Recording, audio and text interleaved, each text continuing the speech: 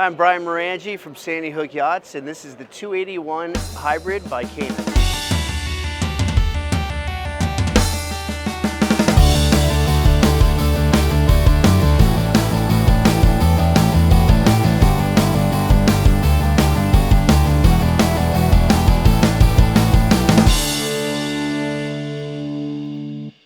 The 281 comes with twin V8 Verado Mercury engines. You have the option for the power pole if you so desire to have one. Got the twin Garmin screens right here. Got the Mercury electric throttles, Lenco trim tabs. It really is the perfect bay boat for you and your friends to go out and enjoy a day of fishing. You have the option of an upper station on the 281 Hybrid. If you don't want the upper station, you'll have a windshield instead. There's plenty of space up in the bow. As you can see, come up here, casting platform is enormous on this boat.